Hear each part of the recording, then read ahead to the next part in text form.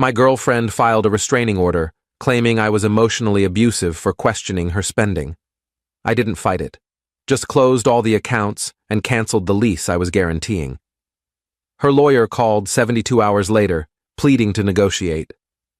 I'm 31, male, and was served a restraining order on a Thursday afternoon at my workplace. The front desk called me down, sounding uneasy. A process server handed me the documents with practiced indifference. My girlfriend, Lila, 28, of 3 years, had filed an emergency protective order, alleging emotional and financial abuse. Her proof? Text messages where I asked why she spent $1,800 at a high-end store after claiming she was broke, and an email where I suggested we set a budget. I read it in the lobby. Her claim was that my text, "Hey, didn't you say you couldn't cover your car payment?" after spotting her with new designer boots, was controlling and emotionally manipulative. Her statement was wild. He tracks every purchase I make and grills me about money relentlessly, creating a toxic environment where I fear his reactions. Reality check. She had 4 credit cards in her name that I was paying off. Her apartment lease listed me as guarantor because her credit was terrible. Her car insurance was under my policy. I'd been covering her temporary expenses for 2 years, but apparently asking one question about her spending was abuse. The order demanded I stay 100 yards away, with no direct or indirect contact, effective immediately. I didn't argue, call, or text. I went back to my office, opened my banking apps, and got to work.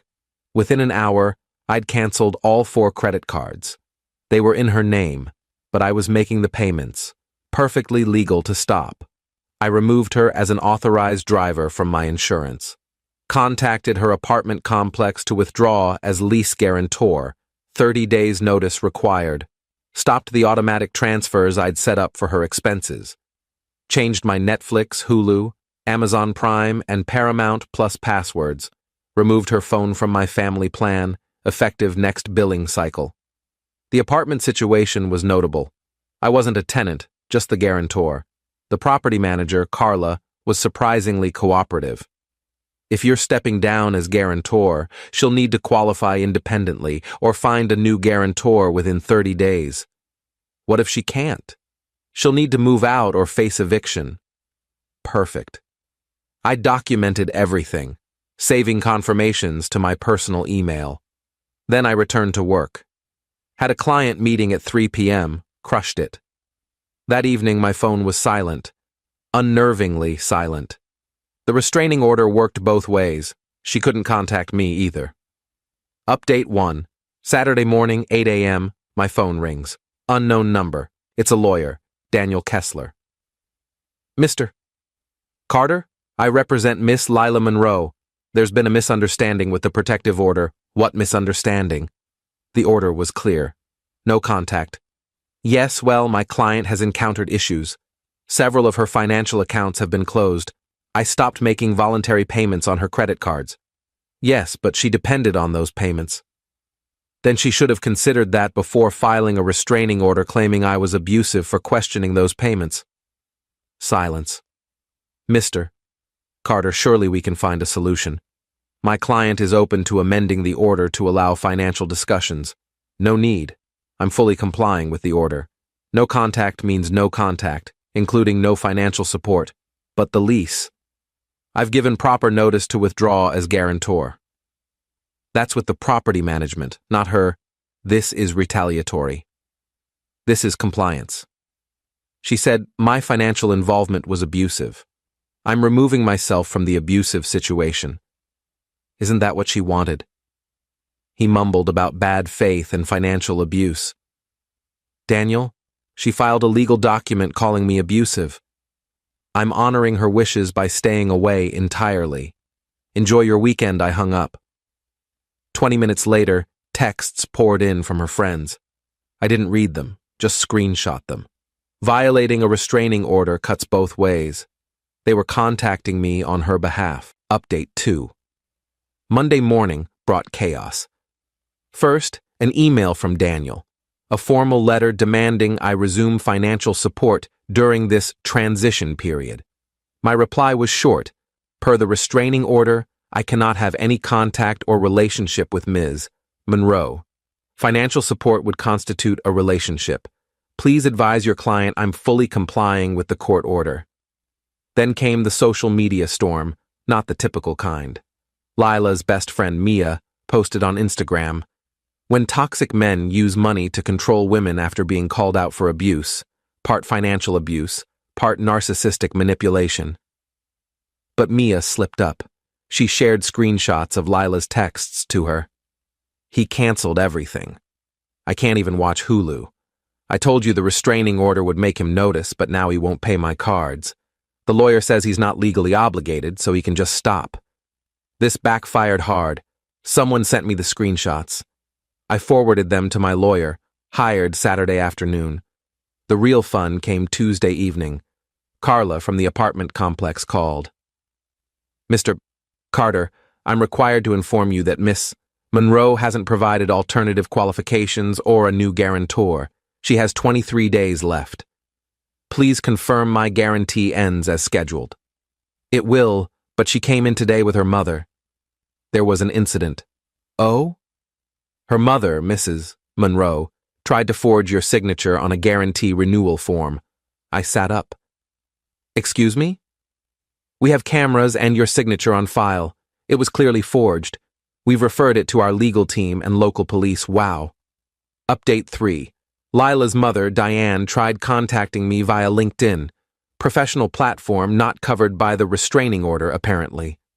Her message, "James, this is absurd. You and Lila had a minor disagreement and now you're ruining her life. Step up and fix this." I didn't reply, just screenshot it. My lawyer, Robert, different from any past stories, was thrilled.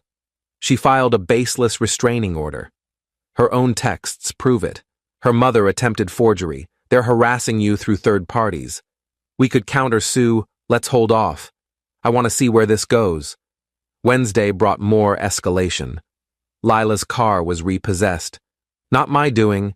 She hadn't made a payment in 4 months.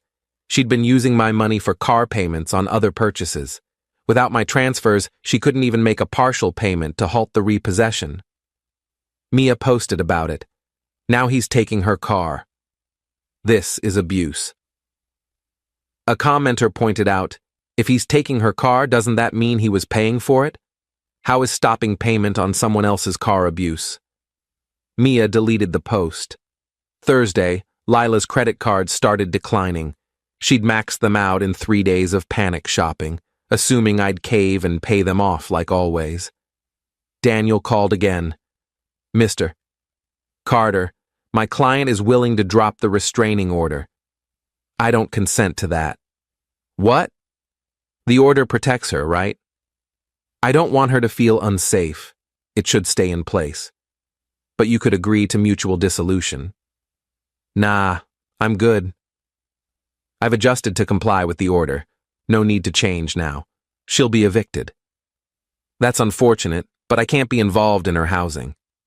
That would violate the order he hung up on me. Update 4. The forgery charge became official. Diane Monroe was arrested at her Pilates class. Per the police report, public record, she'd tried forging my signature on multiple documents, not just the lease guarantee. She also attempted to add herself to my car insurance as Lila's guardian, Lila's 28, and tried opening a credit card in my name. That last one upgraded the charges to identity theft. Lila claimed she knew nothing of her mother's actions, but subpoenaed texts showed otherwise. "Mom, just sign it.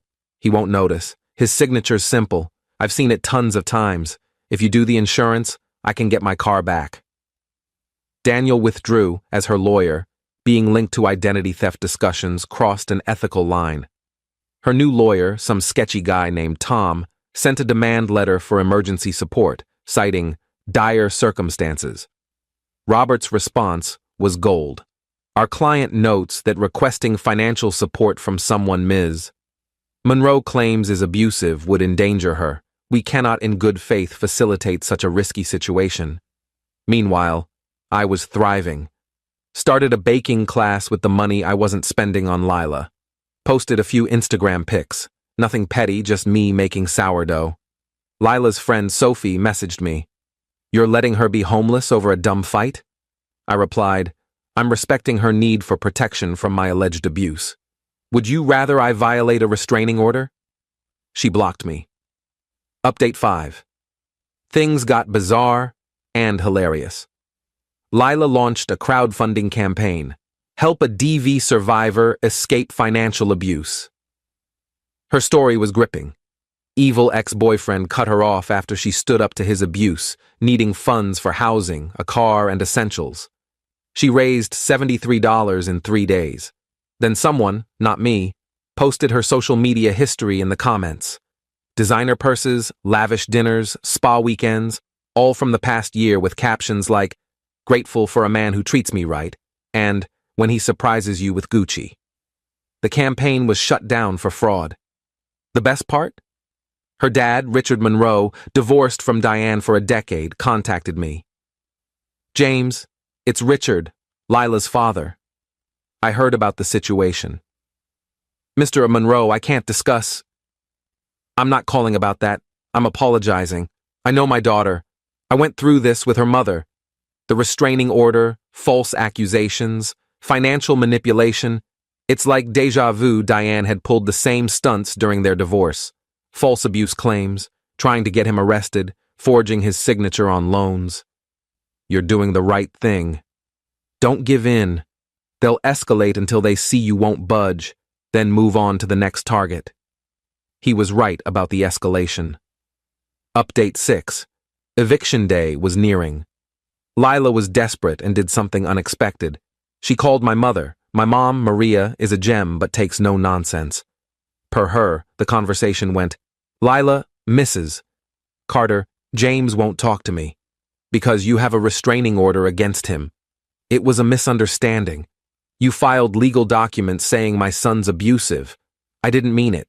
Then you lied under oath. I know. He was being controlling by paying all your bills?" Lila hung up. My mom called me, laughing. "That girl's something else. You dodged a missile, mijo." But Lila kept going. Day 24, she showed up at my office. Security stopped her at the entrance. I'd warned them about the restraining order. She caused a scene, sobbing about how I was ruining her life and just wanted to talk. Security called the police. She was arrested for violating her own restraining order. The irony, she spent a night in jail. Diane bailed her out and promptly held a press conference, seriously, outside the courthouse. 3 reporters showed up, likely expecting a slow news day. Diane ranted about financial abuse in relationships and men using money to control women. A reporter asked, "Ma'am, aren't you under indictment for identity theft and forgery?" "That's irrelevant. You allegedly forged this man's signature to steal money. How's that different from financial abuse? I was protecting my daughter by committing fraud." The press conference ended fast. The footage didn't air but was posted online, going mildly viral in legal circles as how not to handle PR during a criminal case. Carla called with an update. "Miss, Monroe was formally evicted this morning. She has 48 hours to vacate." Did she find new housing? She applied to several places. All rejected her after credit and background checks. The arrest didn't help. I felt a brief pang of sympathy, then recalled her restraining order accusations, and it faded.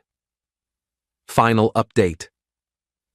The conclusion was almost underwhelming.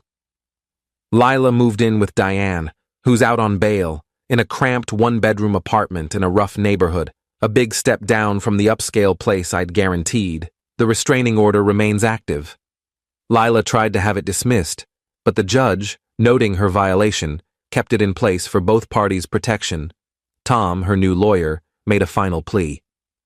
"Mr. Carter, Miss Monroe will sign a document admitting the abuse claims were exaggerated if you provide 6 months of financial support for her rehabilitation." Rehabilitation from what? Financial adjustment distress. You made that up. She's suffering from consequences. This is cruel. This is accountability. He gave up. I ran into Mia at a grocery store. She tried to dodge into the produce aisle, but we locked eyes. "How's Lila?" I asked, genuinely curious. Mia looked uneasy. She's working retail, living with her mom. Good for her. She really cared about you. She got scared when you questioned her spending, scared enough to file false abuse claims? That was Diane's idea. She said it'd make you see how serious Lila was about needing space. Space for my questions, not my money. Mia cringed. Yeah, it sounds bad when you say it like that. How else would you say it? She had no answer. Later, I heard through mutual friends that Diane pleaded guilty to forgery, getting probation and community service. Lila's credit score tanked to 420. She's working at a retail store, living with Diane, and dating a new guy. She's already asking for financial help. The restraining order lasts another 9 months. Richard contacted me again. Heard you stood firm. Good job. She's already on to the next guy, Greg or something. Poor guy doesn't know what's coming. As for me, I took the $3,500 a month I was spending on Lila and boosted my retirement savings. Started a solid investment portfolio, took that baking class, bought a high-end coffee maker, still had cash left. The restraining order is my favorite ironic keepsake. She filed it to manipulate me into compliance, but it gave me the perfect reason to cut her off entirely. No guilt, no arguments, no slow fade. Just an instant, court-ordered break. Her own tactic became my liberation. To anyone in a similar spot, when someone reveals their true self, especially through legal documents, believe them. Don't try to shield them from consequences. Don't feel bad for protecting yourself. If someone threatens a restraining order to control you, call their bluff. Comply fully, completely, totally. They want distance? Give them the whole galaxy. Sometimes the best way to counter manipulation isn't fighting. It's enthusiastic compliance that exposes their real motives. Lila wanted me gone, but my money to stay. The restraining order made that legally impossible. She outplayed herself with paperwork. Cool, cool. P.S. To the 3 people who messaged saying I was abusive for cutting her off, she filed legal documents claiming my financial support was abuse. I agreed and stopped it. If that's abuse, I'm confused about what she wanted. P.S. Yes, it's all legal. No, stopping voluntary payments isn't against the law. No, refusing to be someone's bank isn't abuse. Deal with it.